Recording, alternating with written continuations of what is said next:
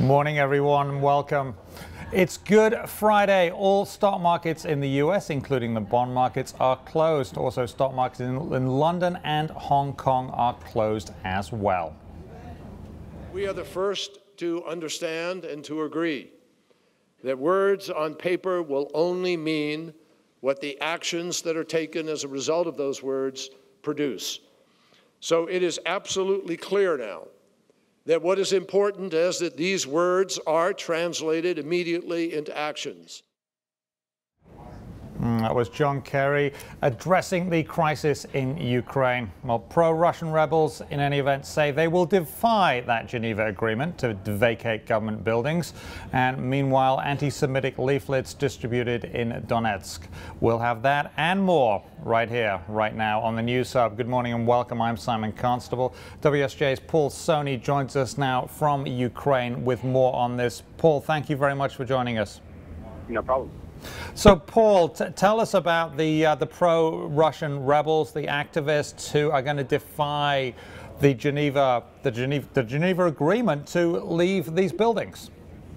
Well, as you heard there, John Kerry has said that obviously these what was signed by Russia, the U.S., the EU, and Ukrainian leadership in Geneva yesterday won't actually make a difference unless those words are transformed to actions. But what happened here in Donetsk this morning was to show that those words so far aren't translating to actions. The people who have occupied the city, the regional administration building here, held a press conference and said, look, we are not leaving this building. We have no intention to leave this building. And even though we may sympathize with Russia, Russian Foreign Minister Sergei Lavrov, who signed that document, doesn't speak for us, and he didn't sign on our behalf.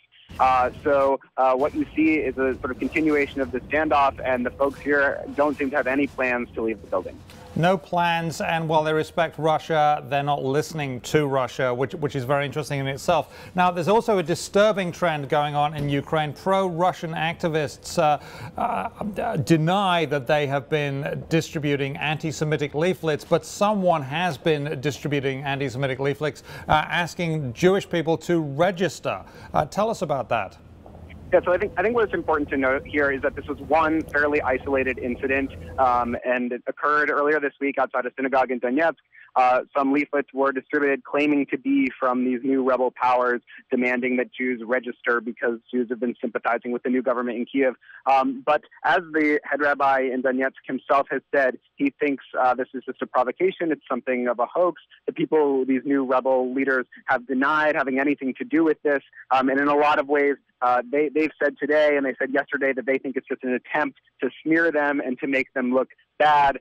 So, it's not clear, as we've said before, who actually distributed the leaflets. It hasn't been a widespread phenomenon. And the rabbi here has said he sort of wants to put a period at the end of the incident and move on and not make it into a bigger deal than it already is. I'm sure the rabbi does, and one cannot blame him for thinking that. But Ukraine does have a history of anti-Semitism, doesn't it, Paul?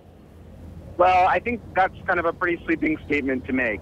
There are a lot of, yes, it does have there's a long-standing history of anti-Semitism in much of Europe, in much of Eastern Europe. But, so far, as the rabbi said here, they have lived peacefully and without conflict with the people, with the other people who live here in Donetsk for a long time and really haven't faced that many problems recently. So, yes, obviously any incidence of anti-Semitism is of serious concern, but in this case, it's really not clear yet who is carrying it out. So it's hard to point fingers. Well, let's hope it is an isolated incident. Thank you very much, Paul Sonne of the Wall Street Journal. We appreciate your time this morning.